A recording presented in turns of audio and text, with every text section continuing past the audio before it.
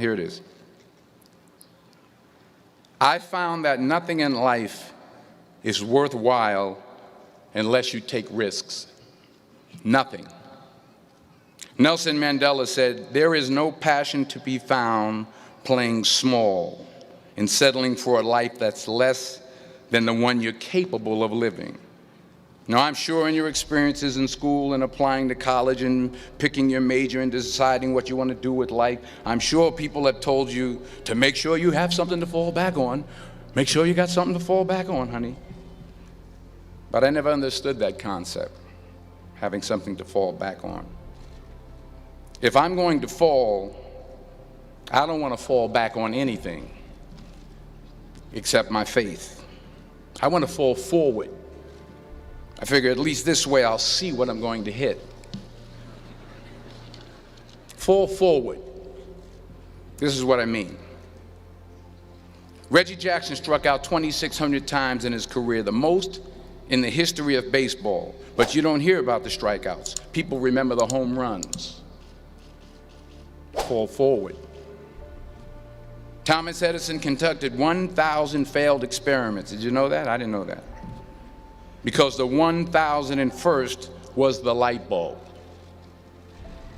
Fall forward.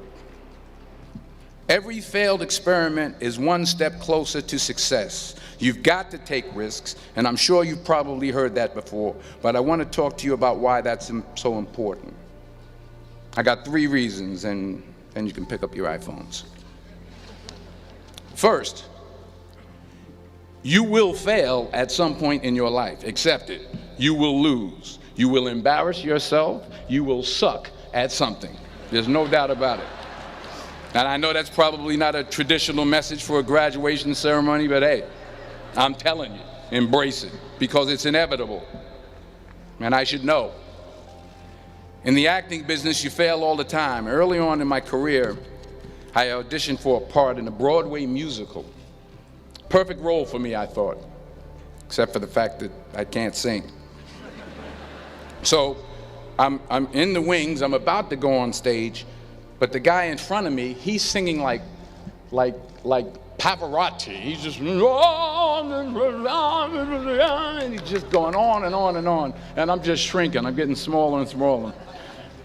So they say, oh, thank you very much, and you'll be hearing from us. So I come out with my little sheet music, and it was Just My Imagination by the Temptations. That's what I came up with. So I hand it to the accompanist, and she looks at it and looks at me and looks out at the director and was like, all right. So I start, I'm going to sing. I'm like, it's just my imagination. Once again, and then coming away with me. And I'm not saying anything, so I'm thinking I'm getting better. So I start getting into it. It was just my imagination. Running. They say, oh, yeah, thank you. Thank you very much, Mr. Washington. Thank you. So I assumed I didn't get the job. But the next part of the audition, he called me back. The next part of the audition is the acting part of the audition. So I'm like, hey, okay, maybe I can't sing, but I know I can act. So they pair me with this guy, and again, I didn't know about musical theater. And musical theater is big, so they can reach everyone all the way in the back of the stadium. And I'm more from a realistic, naturalistic kind of acting where you actually talk to the person next to you. So I don't know what my line was. My line was, well, hand me the cup. And his line was, well, I will hand you the cup, my dear. The cup will be there to be handed to you. I said, oh, okay. Well, should I give you the cup back? Oh, yes, you should give it back to me because you know that is my cup and it should be given back to me. I didn't get the job. But here's the thing. I didn't quit. I didn't fall back. I walked out of there to prepare for the next audition, and the next audition, and the next audition. I prayed. I prayed. and I prayed. But I continued to fail and fail and fail. But it didn't matter, because you know what?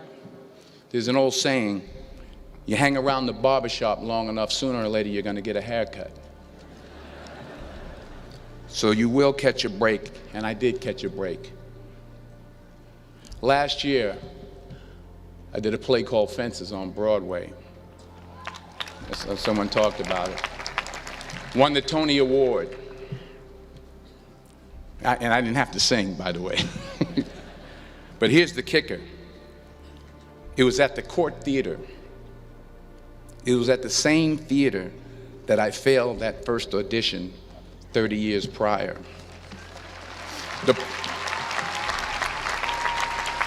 The point is, and I'll pick up the pace, the point is, every graduate here today has the training and the talent to succeed. But do you have the guts to fail? Here's my second point about failure. If you don't fail, you're not even trying. I'll say it again. If you don't fail, you're not even trying. My wife told me this great expression. To get something you never had, you have to do something you never did. Les Brown's a motivational speaker. He made an analogy about this. He says, imagine you're on your deathbed, and standing around your deathbed are the ghosts representing your unfulfilled potential. The ghost of the ideas you never acted on. The ghost of the talents you didn't use. And they're standing around your bed, angry, disappointed, and upset. They say, we came to you because you could have brought us to life, they say. And now we have to go to the grave together. So I ask you today, how many ghosts are going to be around your bed when your time comes? You've invested a lot in your education, and people have invested in you. And let me tell you, the world needs your talents, man, does it ever. I just got back from Africa like 2 days ago, so if I'm rambling on, it's because I'm jet lagged. I just got back from South Africa. It's a beautiful country, but there are places there with terrible poverty that need help. And Africa is just the tip of the iceberg. The Middle East needs your help. Japan needs your help. Alabama needs your help. Tennessee needs your help. Louisiana needs your help. Philadelphia needs your help.